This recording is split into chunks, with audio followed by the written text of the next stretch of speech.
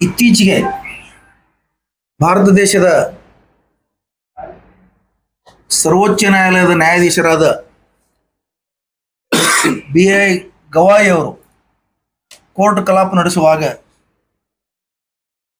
ಒಬ್ಬ lawyer RSS ಹಿನ್ನೆಲೆಯಿಂದ RSS ಸದಸ್ಯನಾಗಿದ್ದಂಥ ಒಬ್ಬ ಲಾಯರ್ ಅವ್ರ ಮೇಲೆ ಶೂಜ್ ಎಸಿತಾನೆ, ಬೂಟ್ ಎಸಿತಾನೆ.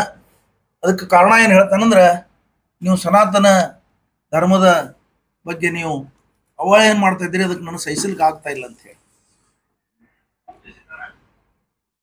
ಈ ಸನಾತನಿ ಹೆಸರಿನ ಮೇಲೆ ಈ ಸನಾತನಿಗಳಾಗ್ಲಿ RSS ದವರಾಗಲಿ ಈ ದೇಶದಲ್ಲಿ ಅವ್ರಿಗೆ ಬಹಳ ಸಂಕಟ ಇದೆ ಸದ್ಯ. ಯಾಕೆ ಸಂಕಟ ಇದೆ ಅಂದ್ರೆ, ಸಮಾನತೆ ಅವರಿಗೆ ಬೇಕಾಗಿಲ್ಲ. ಇದನ್ನು ಅವರು ಸ್ವಾತಂತ್ರ್ಯ ಪೂರ್ವದಲ್ಲೇ ಬ್ರಿಟಿಷರಿಗೆ ಬರ್ಕೊಟ್ಟಿದ್ರು. ಸಾವರ್ಕರ್ ಆಗಲಿ ಗೋಳ್ವಾಳ್ಕರ್ ಆಗಲಿ, ಒಂದು ವೇಳೆ ನೀವು ಸಮಾನತೆಯನ್ನು ಕೊಡ್ತಿದ್ರೆ, ದಲಿತರಿಗೆ ಸಮಾನತೆಯನ್ನು ಕೊಡ್ತಿದ್ರೆ, ಅವರಿಗೆ ಮತದಾನ ಹಕ್ಕನ್ನು ಕೊಡ್ತಿದ್ರೆ ಈ ದೇಶಕ್ಕೆ ಸ್ವಾತಂತ್ರ್ಯ ಅವಶ್ಯಕತೆ ಇಲ್ಲ ಅಂತ ಹೇಳಿದ್ರು. ಇದಕ್ಕಿಂತಲೂ ನಾಚಿಕೆಗೇಡಿನ ಸಂಗತಿ, ಇದಕ್ಕಿಂತಲೂ ಸಾಕ್ಷಿ ಬೇಕಾಗಿಲ್ಲ. 70 ವರ್ಷಗಳ ಕಾಲ ಸ್ವಾತಂತ್ರ್ಯದಲ್ಲಿ ನಾವು ಇದ್ರೂ ಸಹಿತ ಇನ್ನೂ ಅವ್ರ ಮನಸ್ಥಿತಿ ಬದಲಾಗಿಲ್ಲ. RSS ಮನಸ್ಥಿತಿ, ವಿಶ್ವ ಹಿಂದೂ ಪರಿಷತ್ದವ್ರ ಮನಸ್ಥಿತಿ ಇನ್ನೂ ಬದಲಾಗಿಲ್ಲ. ಅವ್ರಿಗೆ ಸಮಾನತೆ ಬೇಕಾಗಿಲ್ಲ. ಈ RSS ಮತ್ತು ಆ ಸಂಘ ಪರಿವಾರದವರು ಇವತ್ತೇನು ಕೃತ್ಯಗಳು ಮಾಡ್ತಾ ಇದ್ದಾರೆ ಅದರದ್ದು ಪ್ರಬಲ ಸಾಕ್ಷಿ ಇದು. ಇವತ್ತ ಸುಪ್ರೀಂ ಕೋರ್ಟ್ ನ್ಯಾಯಾಧೀಶರ ಮೇಲೆ ಏನು ಒಂದು ಹಲ್ಲೆ ಮಾಡಕ್ ಪ್ರಯತ್ನ ಮಾಡಿದ್ದಾರೆ, ಅದ್ರದ್ದು ಪ್ರಬಲ ಸಾಕ್ಷಿ ಇದು. ವಿಶೇಷವಾಗಿ ಹೇಳುವುದಂದ್ರೆ, ಈ ದೇಶದ ದಲಿತರಿಗೆ ಒಂದು ಯಾವ್ದಾರ ಸ್ಥಾನಮಾನ ಸಿಗ್ಲಿ, ಅವ್ರ ಸಮಾನತೆ ಆಗ್ಲಿ, ಸಾಮಾಜಿಕ ನ್ಯಾಯ ಆಗ್ಲಿ ಅವ್ರಿಗೆ ಬೇಕಾಗಿಲ್ಲ, ಸಿಗುದು ಬೇಕಾಗಿಲ್ಲ ಅವ್ರಿಗೆ.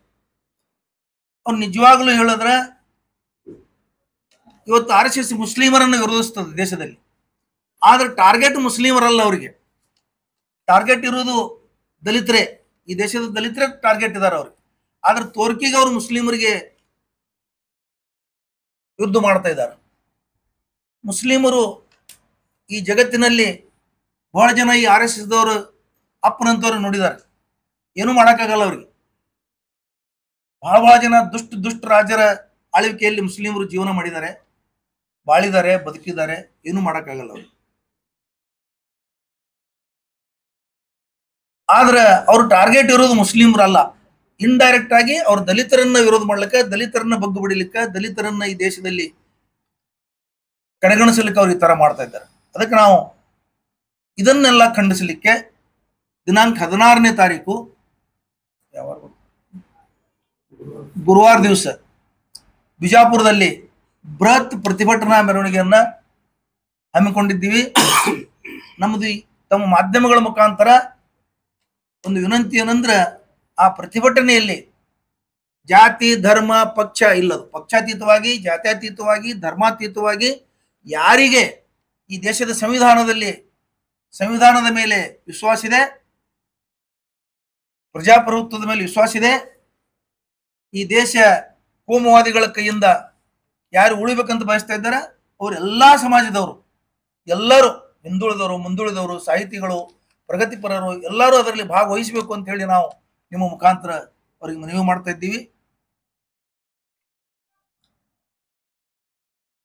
ಇದನ್ನ ಪ್ರತಿಭಟನೆ ಮಾಡೋದ್ರಿಂದ ನಾವು ಈ ಸರ್ಕಾರಗಳಿಗೆ, ಯಾರು BJP ಸರ್ಕಾರ ಇದಾವ ಅವರಿಗೆ ನಾವು ಒಂದು ನಮ್ಮ ಪ್ರತಿಭಟನೆ ಮುಖಾಂತರ ಅವರಿಗೆ ನಮ್ಮ ಮನಸ್ಸಿನ ಒಂದು ಏನಿದೆ, ನಮ್ಮ ವಿಚಾರಗಳು ಏನಿದಾವ ಅವನ್ನ ತಲುಪಿಸಲಿಕ್ಕೆ ನಾವು ಪ್ರಯತ್ನ ಮಾಡ್ತಾ ಇದ್ದೀವಿ. ಇನ್ನ ಎರಡನೇ ವಿಷಯ ಏನಂದ್ರೆ, ಒಂದು 2-3 ದಿನದಿಂದ ಸಚಿವ ಪ್ರಿಯಾಂಕ ಖರ್ಗೆ ಅವರು ಮುಖ್ಯಮಂತ್ರಿಗಳಿಗೊಂದು ಪತ್ರ ಬರೀತಾರೆ. RSS ಸಂಘಟನೆ ಚಟುವಟಿಕೆಗಳನ್ನು ಸರ್ಕಾರಿ ಮತ್ತು ಸಂಘ ಸಂಸ್ಥೆಯ ಸ್ಥಳಗಳಲ್ಲಿ ಮಾಡುವುದನ್ನು ನಿಷೇಧಿಸಿರಿ ಅಂತ ಹೇಳಿ ಪತ್ರ ಬರೀತಾ ಇದ್ದಾರೆ. ಅದನ್ನೇ ಇವತ್ತ BJP ಅವರು ಮತ್ತು ಸಂಘ ಪರಿವಾರದವರು ತಿರುಚಿ ಬ್ಯಾನ್ ಮಾಡ್ರಿ, ತಾಕತ್ತಿದ್ರೆ ಬ್ಯಾನ್ ಮಾಡ್ರಿ. ಕಾಂಗ್ರೆಸ್ 4 ಸಲ RSS ಬ್ಯಾನ್ ಮಾಡಿದೆ, ತಾಕತ್ತಿದ್ರೆ ಬ್ಯಾನ್ ಮಾಡಿದಾರ, ತಾಕತ್ತಿಲ್ಲ ಅಂತ ತಿಳ್ಕೊಬೇಡ್ರಿ. ತಾಕತ್ತಿದೆ. ಆದ್ರೆ ಸಮಯ ಸಂದರ್ಭ ಅದಕ್ಕೆ ಕಾನೂನಿನ ರಕ್ಷಣೆ, ಕಾನೂನಿನ ಒಂದು ಸಾಕ್ಷ್ಯಾಧಾರಗಳ ಸಮೇತ ಮಾಡಬೇಕಾಗ್ತದೆ.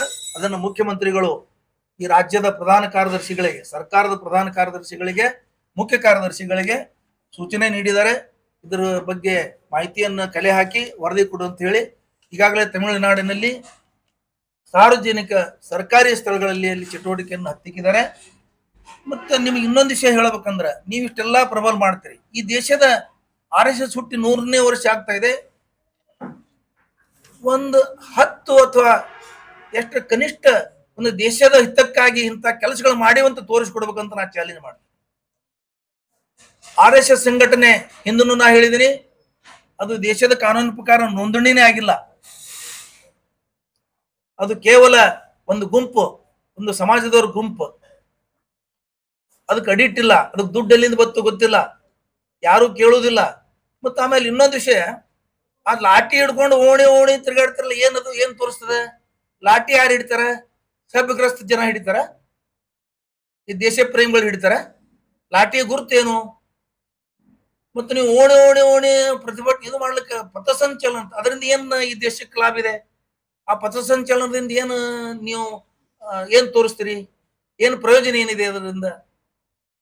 ಇದೆಲ್ಲ ದೇಶದ ಜನರಲ್ಲಿ ಭಯ ಹುಟ್ಟಿಸಲಿಕ್ಕೆ, ಭಯೋತ್ಪಾದನೆಯನ್ನ ತೋರಿಸಲಿಕ್ಕೆ ನೀವು ಇದೆಲ್ಲ ಮಾಡ್ತಾ ಇದ್ದೀರಿ.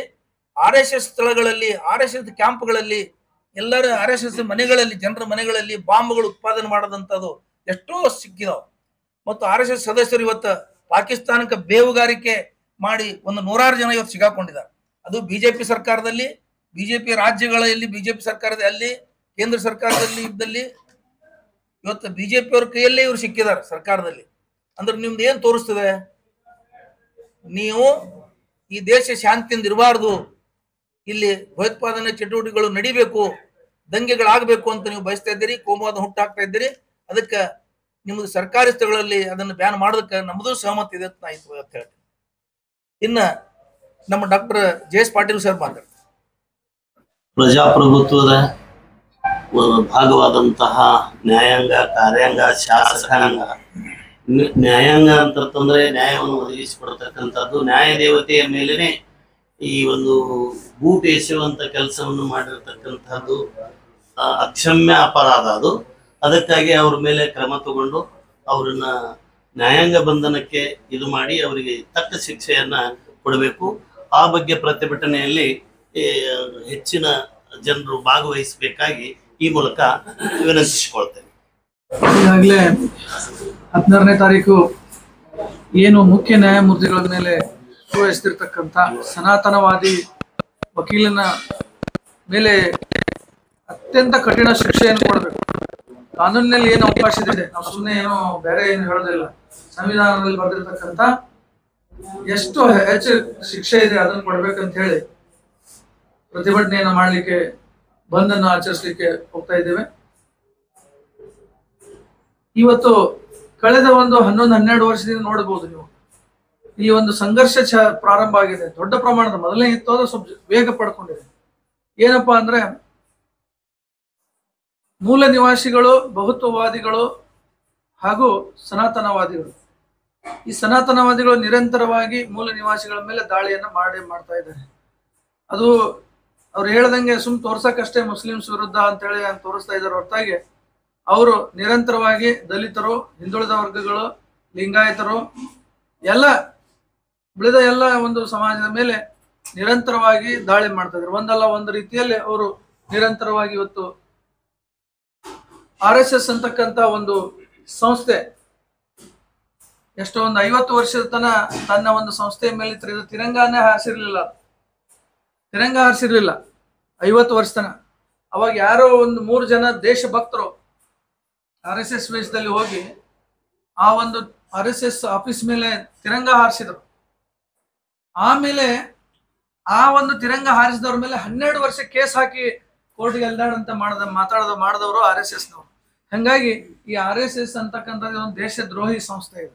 ಇದು ಯಾವುದೇ ಒಂದು ಭಾರತದ ಸಂವಿಧಾನ, ತಿರಂಗ, ಜನಗಣಮನ ಏನಿವೆ, ಭಾರತದ ಮಹಾತ್ಮ ಗಾಂಧೀಜಿ ಏನು ಭಾರತದ ಒಂದು ಪ್ರಾತಿನಿಧಿಕ ಹಾಗೂ ಸಂವಿಧಾನಾತ್ಮಕ ಸಂಸ್ಥೆಗಳಿದ್ದಾವೆ, ವಿಚಾರಗಳಿದ್ದಾವೆ.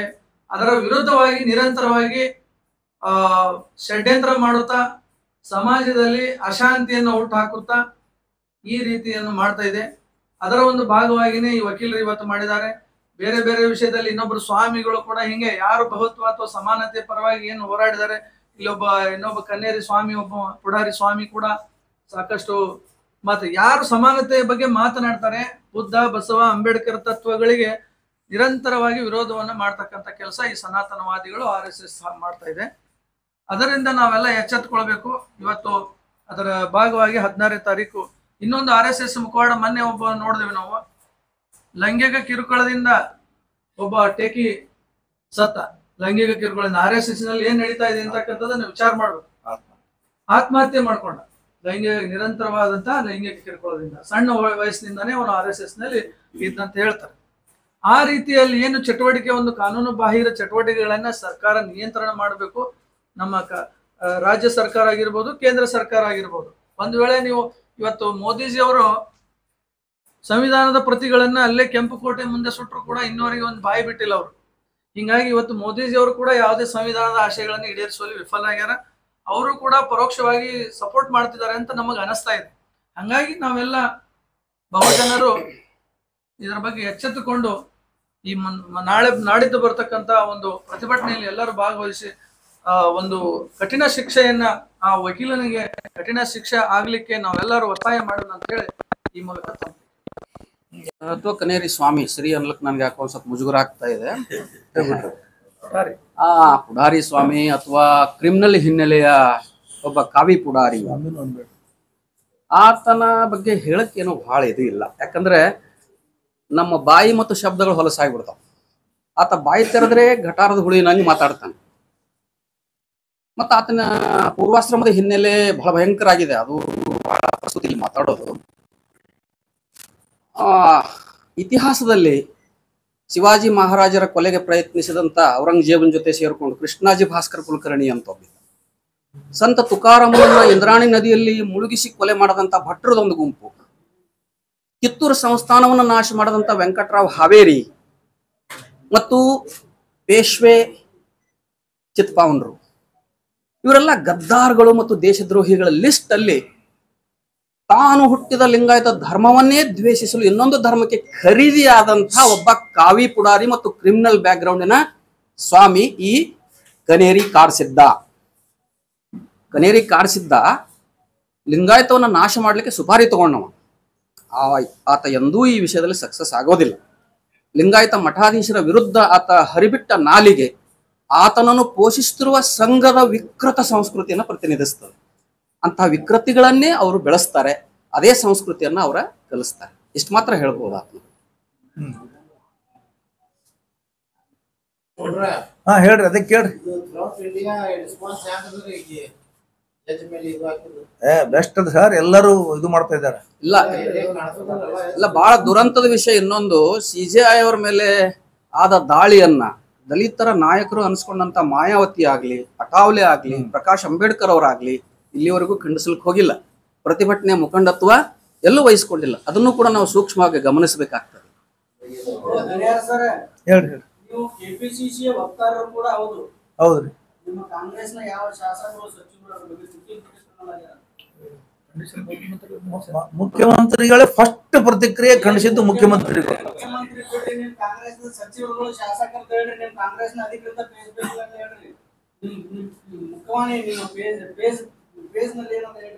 ಇಲ್ಲ ಖಂಡಿಸಿದಾರ, ನೀವು ನೋಡಿಲ್ಲ, ಅದು ಗೊತ್ತೇ, ಗಮನಿಸಿಲ್ಲ. ಇದಕ್ಕೆ ಬಂದ ಕರೆಯಾಗಿ ಇನ್ಚಾರ್ಜ್ ಮಂತ್ರಿಗೆ MLA ಸಂಬಂಧ ಇಲ್ಲ. ಇದು ಅವ್ರಿಗೆ ಕೇಳಿ ಮಾಡ್ಬೇಕಂತಿಲ್ಲ ನಾವು.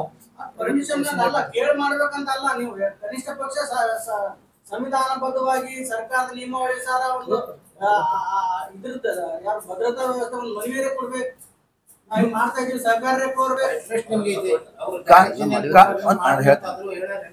ಕಾನೂನುಬದ್ಧವಾಗಿ ಇಲ್ಲಿಂದ ಪರ್ಮಿಷನ್ ತಗೋಬೇಕು, ಯಾರಿಗೆ ಮನವಿ ಕೊಡಬೇಕು, ಎಲ್ಲರಿಗೂ ಕೊಟ್ಟಾಗಿದೆ, ಎಲ್ಲ ಮಾಡಿದೀವಿ. ಇದು ನಾವು ಎಲ್ಲಾ ವರ್ಗದವರು ಪ್ರಗತಿಪರ ಸಂಘಟನೆಗಳ ಜೊತೆಗೂಡಿ ಎಲ್ಲಾ ವರ್ಗದ ಶೇರ್ ಮಾಡ್ತಾ ಇದ್ದೀವಿ. ಇದು ಪಕ್ಷದ ಇದಲ್ಲ. ಭಾಗವಹಿಸ್ತಾರೆ, ಹೇಳಿದೀವಿ ಅವ್ರಿಗೆ. ಭಾಗವಹಿಸೋದು ಬಿಡುದು ಅವ್ರಿಗೆ ಬಿಟ್ಟಿದ್ದು. ಭಾಗವಹಿಸ್ತಾರ ಅಂದ್ರೆ ನಾವು ಭವಿಷ್ಯ ಅಂದ್ರೆ ಉದ್ದೇಶ ಇಷ್ಟೇ. ಇಷ್ಟು ಜನ ಶಾಸಕರಿದ್ದಾರೆ, ಮೊನ್ನೆ ಬಹಿರಂಗವಾಗಿ ರಾಜು ಆಲ್ಗೂರು ನಾಯಕ ರಾಜು ಆಲ್ಗೂರು ಬಹಿರಂಗವಾಗಿ ನಮ್ಮ ಕಾಂಗ್ರೆಸ್ನಲ್ಲೂ ಕೂಡ RSS ಇದ್ದಾರೆ ಅಂತ ಒಪ್ಕೊತಾರ. ಅದನ್ನ ಅಂತವ್ರು ಯಾರು ಇದ್ರೆ ತಾವು ಅದು ನಾವು ಅದನ್ನ ನಾವು ಒಪ್ಕೋತೀವಿ. ಇವತ್ತ Ravikumar MLC BJP MLC Ravikumar ಏನ್ ಹೇಳಿದಾನೆ, ಕಾಂಗ್ರೆಸ್ ಶಾಸಕರ ಮನೆಗಳಿಂದಾನೇ RSS ಫಂಡ್ ಹೋಗ್ತಂತ ಹೇಳಿದಾರೆ. ಹೇಳಿದ ಅಲ್ಲಿ ಕರ್ನಾಟಕ ತುಂಬಾ ಇದಾರೆ, ದೇಶದ ತುಂಬಾ ಇದಾರೆ. ಹೆಡಗೇವಾರೆ ಕಾಂಗ್ರೆಸ್ ಬಿಟ್ಟು ಹೋಗಿ ಕಾಂಗ್ರೆಸ್ ಹೊರಗೆ ಹೋಗಿ RSS ಸಂಘಟನೆ ಕಾಂಗ್ರೆಸ್ನಿಂದ ಹೋಗಿದವರೇ ಹೆಡಗೇವಾರ. ಎಲ್ಲಾ ಕಾಂಗ್ರೆಸ್ ಒಂದೇ, ಯಾವಾಗೂ ಕಾಂಗ್ರೆಸ್ ನಿಂದ ಹೋದವ್ರು ಇದಾರ, ಆ ಕಾಂಗ್ರೆಸ್ದಾಗೂ ಬಂದವ್ರು ಇದಾರ. ಅಲ್ಲ, ಬಹಳ ಜನ ಕಾಂಗ್ರೆಸ್ ದಲ್ಲಿ ಇದಾರೆ RSS ಪೋಷಕರು. ಇಲ್ಲ ಅಂತ ನಾವು ಒಪ್ಕೊಳ್ಳಿಲ್ಲ. ಇದು ಎಲ್ಲರೂ ಜಗತ್ ಜಾಹಿರೋದು. ನೀವು ಈ ದೇಶದ ನಾಗರಿಕರಿದ್ರೆ ನಿಮಗೂ ಗೊತ್ತಿರ್ತದ, ಅದನ್ನ ನಾವೇ ಹೇಳ್ಬೇಕಂತೇನಿಲ್ಲ. ನೀವು ಈ ದೇಶದ ನಾಗರಿಕರಿದ್ರೆ ನಿಮಗೂ ಗೊತ್ತಿರ್ತದೆ. ಪ್ರಿಯಾಂಕಾ ಖರ್ಗೆ ಅವರು ಹೈಕಮಾಂಡ್ ಲೆಟರ್ ಬರೀಬೇಕಾಗಿರೋದು ಸರ್ಕಾರಿ ಶಾಲೆ ಸ್ಕೂಲ್ ನಲ್ಲಿ ನಿಷೇಧ ಹೇರಿ ಅಂತಲ್ಲ, ಕಾಂಗ್ರೆಸ್ ನವರು ನಿಷೇಧ ಹೇರಿ ಅಂತ ಹೇಳಿ. ಇಲ್ಲ ಕಾಂಗ್ರೆಸ್ ಅವ್ರು ನಿಷೇಧ ಹೇಳಿಲ್ಲ. ಅವರು ಹೊರಗೆ ಹಾಕ್ಬೇಕಲ್ಲ, ಮನೆಯನ್ನು ಹೊಲಸಿ ಮನೆಯಲ್ಲಿ ಎಲ್ಲ ನೀವು ತುಂಬ್ಕೊಂಡ್ಬಿಟ್ಟು ಸರ್ಕಾರಿ ಕಚೇರಿಯಲ್ಲಿ ತೆಗೀರಿ, ಸರ್ಕಾರಿ ಸಂಸ್ಥೆಯಲ್ಲಿ ತೆಗೀರಿ. ಭಾಷಿಗೆಯವ್ರು ಈಗ ಸ್ಟಾರ್ಟ್ ಆಗ್ಯದ. ಇದು ಒಂದು ದಿವಸ ಅಲ್ಲಿಗೂ ಬರ್ತದೆ. ಇದು ಒಂದು ದಿವಸ ಅಲ್ಲಿಗೂ ಬರ್ತದೆ. ಅದು ಒಂದು ಅಭಿಯಾನ ಸ್ಟಾರ್ಟ್ ಆಗ್ತದೆ. ಕಾಂಗ್ರೆಸ್ನೊಳಗೇನ RSS ದವರಿಗೆ ಹೊರಗೆ ತೆಗೀರಿ ಅಂತ ಬರ್ತದೆ. ಇದು ರಾಹುಲ್ ಗಾಂಧಿ ಅವರೇ ಹೇಳಿದ್ದಾರೆ. ಕಾಂಗ್ರೆಸ್ ನಲ್ಲಿ RSS ನುಸುಳ್ಕೊಂಡಿದೆ, ಅದನ್ನು ಸ್ವಚ್ಛ ಮಾಡಬೇಕಾಗಿದೆ ಅಂತ ಅವರೇ ಹೇಳಿದ್ದಾರೆ. ಅವರದೇ ನೀತಿ ಇದೆ. ಮೊದಲೊಂದು ಲೆಟರ್ ಕಡೆ ನೀವರೇ ಬರೀರಿ. ಕಾಂಗ್ರೆಸ್ ನಲ್ಲಿ ಇರ್ತಕ್ಕಂತ RSS ಅದರ ನೀವು ಹೇಳ್ತೀರಿ, ರಾಹುಲ್ ಗಾಂಧಿ ಹೇಳ್ತಾರೆ, ಎಲ್ಲರೂ ಹೇಳ್ತಾರೆ, ಕನಿಷ್ಠ ಪಕ್ಷ ನೀವರೇ ಬರೀರಿ ಒಂದು. ಇನ್ ಮೇಲೆ ಬರೀ ಅಂತ ಬಾಸ್ಗೆ ಅವ್ರ ಸಲಹೆ ತೋರಿ ಹೇಳದಲ್ಲ. ಇನ್ ಮೇಲೆ ಬರೀ ಅಂತ ನಿಮ್ ಸಲಹೆ ಸೂಕ್ತದ.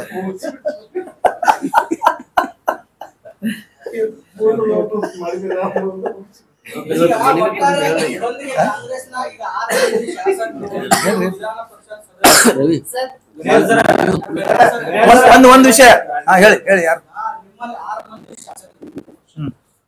ಕಾಂಗ್ರೆಸ್ ಪಕ್ಷ ಆಮೇಲೆ ವಿಧಾನ ಪರಿಷತ್ ಸದಸ್ಯ ಅದೇನ್ ಬಂದ್ ಬಗ್ಗೆ ಆಗ್ಲಿಲ್ಲ, ಅದ್ರ ಬಗ್ಗೆ ಅಂತೂ ಬಿಡಿ. ಇಲ್ಲಿ ಬಂದ್ ಆಚರಣೆ ಅನ್ನೋದು ಸುಮ್ಮನೆ ಅಲ್ಲ. ಯಾಕಂದ್ರೆ ಬಂದ್ ಆಚರಣೆ ಅನ್ನೋದು ಬಹಳಷ್ಟು ವ್ಯಾಪಾರ ವಹಿವಾಟು ಮತ್ತೆ ಬಹಳಷ್ಟು ಜನ ಅದಕ್ಕೆ ಎಲ್ಲ ಕಾರ್ಯಗಳು ಸ್ಥಗಿತ ಆಗಿರುತ್ತೆ. ಒಂದು ದಿನ ಸರ್ಕಾರಕ್ಕೂ ಖರ್ಚು ವೆಚ್ಚ ಕೊಡ್ತಾ ಇರುತ್ತೆ. ಅದ್ರ ಬಗ್ಗೆ ಏನಾದ್ರು ಈ ಕಾಂಗ್ರೆಸ್ನ ಶಾಸಕರು ಇಲ್ಲ, ಕಾಂಗ್ರೆಸ್ ಶಾಸಕರು ಸಪೋರ್ಟ್ ಇದಾರೆ ಇದಕ್ಕ. ಅವರು ಪ್ರಜಾಪ್ರಭುತ್ವವಾದಿಗಳಿದ್ದಾರೆ, ಅವರು ಸಂವಿಧಾನ ಪ್ರೇಮಿಗಳಿದ್ದಾರೆ, ಅವರು ಇದಕ್ಕೆ ಸಪೋರ್ಟ್ ಇದ್ದಾರೆ. ಈಗ ಒಂದು ವಿಷಯ ರವಿ ಬ್ರದರ್ ಅವ್ರು ಹೇಳ್ತಾರೆ. ಇಲ್ಲ, ನಿನ್ನೆ ದಿವಸ ಎಲ್ಲಾ ಪಾರ್ಟಿಯವ್ರಿಗೆ ಏನಪ್ಪಾ ಅಂತಂದ್ರೆ ಬಂದ್ ವಿಚಾರವಾಗಿ BJP ಪಾರ್ಟಿಗೆ ಹೋಗಿ ನಾವೇ ಸ್ವತಃ ಲೆಟರ್ ಕೊಟ್ಟು ಬಂದಿದ್ದೀವಿ. ಕಾಂಗ್ರೆಸ್ ಪಾರ್ಟಿಗೆ ಲೆಟರ್ ಕೊಟ್ಟಿದ್ದೀವಿ, ನಿಮ್ಮೆಲ್ಲಾ ಶಾಸಕರೇನಪ್ಪ ಬಂದ್ ಕಾರ್ಯಕ್ರಮಕ್ಕೆ ತೊಡಗಿಸ್ಬೇಕು ಅಂತ ಪಾರ್ಟಿ ಬೇಸ್ ಮೇಲೆ ನಾವು ಲೆಟರ್ ಕೊಟ್ಟಿದ್ದೀವಿ. BJPಗೆ ಏನಪ್ಪಾ ನಿಮ್ಮ ಸಂಸದರು ಮತ್ತು ನಿಮ್ಮ ಪಾರ್ಟಿ ಏನಪ್ಪಾ ಬಂದ್ ಕಾರ್ಯಕ್ರಮದಲ್ಲಿ ಪಾಲ್ಗೊಳ್ಳಬೇಕು ಅಂತ ಅವರು ಭಾಗವಹಿಸ್ತಾರೆ. ಪತ್ರವನ್ನು ಏನಪ್ಪಾ ಅಂದ್ರೆ ಹೋರಾಟ ಸಮಿತಿಯಿಂದ ಎಲ್ಲಾ ಪಾರ್ಟಿಗಳಿಗೆ ಮತ್ತು ಎಲ್ಲಾ ಸಂಘಟನೆಗಳಿಗೆ ಮತ್ತು ಎಲ್ಲಾ ಧರ್ಮದ ಮುಖಂಡರಿಗೆ ನಾವು ಪತ್ರವನ್ನು ಕೊಟ್ಟಿದ್ದೀವಿ. ಭಂಡಾರಿ ಸರ್ ಏನೋ ಕೇಳಿದ್ರು, ಗಪ್ಪೆ ಆದ್ರಲ್ಲ.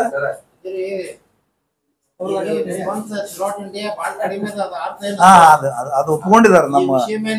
ನಮ್ಮ ಡಾಕ್ಟರ್ ಜಯಸ್ ಪಾಟೀಲ್ ಸರ್ ಹೇಳಿದ್ರು, ವಿಶೇಷವಾಗಿ ದಲಿತ ನಾಯಕರುಗಳು ರಾಷ್ಟ್ರ ಮಟ್ಟದ ಅಂತವ್ರು ಅದನ್ನ ತೀವ್ರವಾಗಿ ಖಂಡಿಸಬೇಕಾಗಿತ್ತು. ಅವ್ರು ಹಿಂದುಳಿದಾರ ಅಂತ ಹೇಳಿದಾರ. ನಿವಾರ ಹೇಳ್ರಿ ಭಾಷಿಯವ್ರು. ನ್ಯಾಯಾಧೀಶರು ಸನಾತನ ಧರ್ಮದ ಬಗ್ಗೆ ಮಾಡಿಲ್ಲ. ಈಗ ಒಬ್ಬ ಲಾಯರ್ ಆಗಿ ಒಬ್ಬ ಜಡ್ಜ್ ಆಗಿ ಅಲ್ಲಿ ಮೇಲ್ ಕುಂತಾಗ ಒಂದು ಮೂರ್ತಿ ಮಾಡಿಸ್ರಿ ಅಂತ ಹೇಳಿ ಅರ್ಜಿ ತಗೊಂಡು ಹೋಗುದೇ ಮೊದಲು ಅಪ್ರಸ್ತುತ. ಮೂರ್ತಿ ಮಾಡೋದು ಕೋರ್ಟ್ ಸರ್ಕಾರ ಮಾಡುದಿಲ್ಲ. ಮೂರ್ತಿಗಳು ನಾವು ಮಾಡಬೇಕು. ನಾವು ಪೂಜಾ ಮಾಡೋರು ನಮ್ಮ ಭಕ್ತಿ ಭಾವದಿಂದ ನಾವು ಮೂರ್ತಿ ಮಾಡ್ತಿರ್ತೀವಿ. ಅಲ್ರಿ, ಆಗಬಾರ್ದಂತ ಹೇಳ್ಯಾರ ಅವರು. ನೀವು ದೇವ್ರಿಗೆ ಹೋಗಿ ನೀವು ಬೇಡ್ಕೊಳಪ್ಪ, ಅಲ್ಲೇ ಇಲ್ಲಾಕ ನೀ ಇದಕ್ಕೆ ಅರ್ಜಿ ಕೊಡ್ತಿ ಅಂತ ಹೇಳ್ಯಾರ. ಏನ್ ತಪ್ಪದ ಹೇಳಕ್ಕ? ಮತ್ ಒಂದು ಸನಾತನ ಅಂದ್ರೆ ಏನು? ಈ ಜಗತ್ ಹುಟ್ಟದಿಂದ ಯಾವುದೊಂದು ಧರ್ಮ ಇದೆ ಅದು ಸನಾತನ. ಎಲ್ಲಾ ಧರ್ಮಗಳು ಆ ಸನಾತನ ಧರ್ಮದಿಂದಾನೇ ಹೋಗಿದಾವ. ಎಲ್ಲಾ ಜನನು ಸನಾತನನೇ. ಅವರು ನಾವು ಸನಾತನ, ನಮ್ಮ ಹಿಂದಿನವರೆಲ್ಲರೂ ಎಲ್ಲ ಸನಾತನ. ಹೌದು, ಹಿಂದೆ ಎಲ್ಲ ಸನಾತನಿ ಅಂದ್ರೆ ಅದು ಯಾರಿಗೂ ಸೀಮಿತ ಅಲ್ಲ. ಸನಾತನ ಈ ಶಬ್ದ ಕಬ್ಜಾ ಮಾಡ್ಕೊಂಡ್ರು RSS ದವರು. ಸನಾತನ ಶಬ್ದದ ಅರ್ಥ ನಾಶವಾಗದೇ ಇರೋದು ಸನಾತನ, ಸನಾತನ. ಆ ಪದ ಮೊದಲು ಬಳಸಿದವರು ಗೌತಮ ಬುದ್ಧ, ಧಮ್ಮೋ ಸನಾತನ ಅಂತ. ಅದನ್ನ ಇವ್ರು ಕದ್ಕೊಂಡ್ರು. ಅದಕ್ಕೆ ಮೊದಲಿದು ವೈದಿಕ ಧರ್ಮ, ಆರ್ಯ ಧರ್ಮ. ಎಲ್ಲವನ್ನ ಕದ್ಕೊಂಡು ಕಟ್ಟದಂತ ಒಂದು ಹೈಬ್ರಿಡ್ ಧರ್ಮ. ಅದು ಧರ್ಮಕ್ಕೆ ಅದು ಯಾವುದೇ ಲಕ್ಷಣಗಳು ಇಲ್ಲ. ಸುಮ್ಮನೆ ಹಿಂಗೆ ಏನೇನೋ ಮಾತಾಡ್ತಿರ್ತಾರೆ. ಸನಾತನ ಶಬ್ದ ಅವ್ರಿಗೆ ಸನಾತನ ಶಬ್ದ ಇತ್ತೀಚೆಗೆ ಈ ವರ್ಷ 2 ವರ್ಷ ಹಿಡ್ಕೊಂಡ್ರ. ಮೊದಲು ಹಿಂದೂ ಹಿಂದೂ ಅಂತ ಓಡಾಡ್ತಿದ್ರು, ಈಗ ಅದೊಂದು ಹಿಡ್ಕೊಂಡ್ರಿ. ಹೇಳ್ರಿ.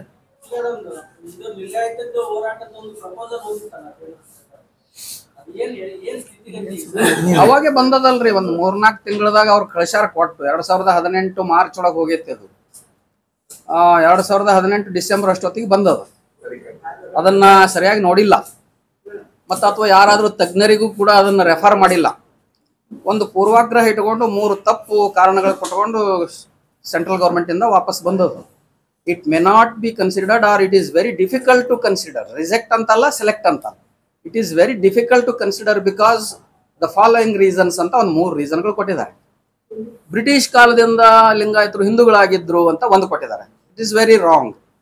ನಾವು 1871 ಜನಗಣತಿ ಮೈಸೂರು ಪ್ರಿನ್ಸ್ಲಿ ಸ್ಟೇಟ್ ಅಲ್ಲಿನೇ ಪ್ರತ್ಯೇಕ ಧರ್ಮೀಯರಿದ್ವಿ, ಹಿಂದೂಗಳಾಗಿರ್ಲಿಲ್ಲ. ಮತ್ತು ಅನೇಕ ದಾಖಲೆಗಳು, ಸರ್ಕಾರಿ ದಾಖಲೆಗಳಲ್ಲಿ ಲಿಂಗಾಯತ ಪ್ರತ್ಯೇಕ ಧರ್ಮ ಅಂತ ಇವನ್ ಸಾವರ್ಕರ್ನ ಎಸೆನ್ಷಿಯಲ್ಸ್ ಆಫ್ ಹಿಂದುತ್ವ ಅನ್ನೋ ಪುಸ್ತಕದಲ್ಲೂ ಆತನು ಬರೀತಾನೆ. ಹಂಗಾಗಿ ಅದೊಂದು ತಪ್ಪು ರೀಸನ್ ಕೊಟ್ಟಿದ್ದಾರೆ.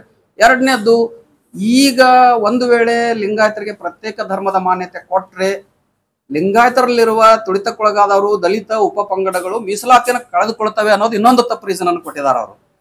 ಈಗ ಬೌದ್ಧರಲ್ಲಿ, ಜೈನರು 3B ಅಲ್ಲಿ ಕರ್ನಾಟಕದಲ್ಲಿ ಅಲ್ಪಸಂಖ್ಯಾತರ ಆಗಿದ್ರು ಕೂಡ ರಿಸರ್ವೇಶನ್ ತೊಳ್ತಾರೆ. ಲಿಂಗಾಯತರ ಅಲ್ಪಸಂಖ್ಯಾತರ ಆದ್ರೆ ಹೇಗೆ ಅವ್ರಿಗೆ ರಿಸರ್ವೇಶನ್ ಹೋಗ್ತದೆ? ಇದು ರಾಂಗ್ ರೀಸನ್. ಈ ತರದೊಂದು 3 ರೀಸನ್ಸ್ಗಳು ಕೊಟ್ಟಿದ್ದಾರೆ. 3 ರೀಸನ್ಸ್ಗಳಿಗೆ ಉತ್ತರಗಳು ಬರೆದಿದ್ದೀವಿ ನಾವು. ಸರ್ಕಾರ ಆ ಉತ್ತರಗಳು ಕೊಟ್ಟು ಕಳಿಸ್ಬೇಕು. ಏನಾಯ್ತು, ಆಮೇಲೆ ಒಂದು ಯಾವುದೋ ಅನೈತಿಕ ಸರ್ಕಾರ ಬಂತು 18 ಏಪ್ರಿಲ್ ಮೇ ಅಲ್ಲಿ. ಒಂದು ಸಮ್ಮಿಶ್ರ ಸರ್ಕಾರ ಬಂತು, ಅದು ಬಿದ್ದು ಹೋಗಿ ಒಂದು ಅನೈತಿಕ ಸರ್ಕಾರ ಬಂತು. ಆ ಯಾವ ಮುಖ್ಯಮಂತ್ರಿಗಳು ಅದಕ್ಕೆ ಮುಟ್ಲಿಲ್ಲ. 3 ಜನ ಮುಖ್ಯಮಂತ್ರಿಗಳಾಗಿ ಹೋದ್ರು. ಈಗ ಇವ್ರು ಬಂದ ಮೇಲೆ ಅದು ಮತ್ತೆ ಕೇಂದ್ರಕ್ಕೆ ಹೋಗ್ತದೆ. ಆ ವಿಶ್ವಾಸ ನಮಗಿದೆ. ಹೋಗದೆ ಹೋದ್ರು ಕೂಡ ಕೋರ್ಟ್ ಮೂಲಕ ಅದನ್ನು ಹೋಗಿಸುವ ಪ್ರಯತ್ನಗಳು ನಾವು ಮಾಡ್ತಾ ಇದ್ದೀವಿ. ಈ ಸರ್ಕಾರದ ಅವಧಿಯೊಳಗೆ ಹಿಂದೆ ಹೋಗಿತ್ತು. ಈಗ ಮತ್ತೆ ಅದೇ ಬಂದಿದೆ. ಹೋಗ್ತದೆ ಅಂತ 2 ವರ್ಷ ಆಯ್ತು. ಈಗ ಮತ್ತೆ ಕೈಗೆ ಹೋಗೋದಾಗುತ್ತೆ. ಹೌದು, ಈಗ ಹೋಗ್ತಾರ. ನಾವು ಮನವಿ ಕೊಟ್ಟರೆ ಅವ್ರು ಇವತ್ತು ಕಳಿಸ್ತೀನಿ ಅಂತ ಮೊನ್ನೆ ಕೊಪ್ಪಳದಲ್ಲಿ ಮುಖ್ಯಮಂತ್ರಿಗಳೇ ಹೇಳಿದ್ದಾರೆ. ಮತ್ತೆ ವಾಪಸ್ ಕಳಿಸ್ತೀನಿ ನಾನು ಅಂತ 7ನೇ ತಾರೀಕಿಗೆ. ಮತ್ತೆ ನಮ್ದು ಲಿಂಗಾಯತ ಈಗ ಬಿಜೆಪಿ ರಾಮ ಮಂದಿರದ ಇಶ್ಯೂನ ಬಳಕೆ ಮಾಡ್ಕೊತಾ ಇತ್ತು, ಹಂಗ ಲಿಂಗಾಯತ ಅನ್ನೋದು ಕಾಂಗ್ರೆಸ್ ಬಳಕೆ ಮಾಡ್ಕೊತಾ ಇದೆ. ಇಲ್ಲ, ಬಳಕೆ ಅಂತೇನಿಲ್ಲ. ನಾವು ಯಾರಿಗೂ ಬಳಕೆ ಆಗುವಷ್ಟು ಇದು ಇಲ್ಲ. ನಾವು ನಮ್ಮ ಲಿಂಗಾಯತ ಧರ್ಮದ ಮಾನ್ಯತೆಯ ಅಜೆಂಡಾವನ್ನು ಇಟ್ಕೊಂಡು ಮಾಡ್ತಾ ಇದೀವಿ. ನಮ್ಗೆ ಪೂರಕವಾಗಿರೋರು ಬೆನಿಫಿಟ್ ಮಾಡ್ಕೊಳ್ತಿದ್ರು, ಅದಕ್ಕೆ ನಮ್ಗೇನ್ ತಕರಾರಿಲ್ಲ. ಸತ್ಯದ ಪರವಾಗಿ ಯಾರಿದ್ರು ನಮ್ಗೇನ್ ತಕರಾರಿಲ್ಲ ಅದಕ್ಕೆ.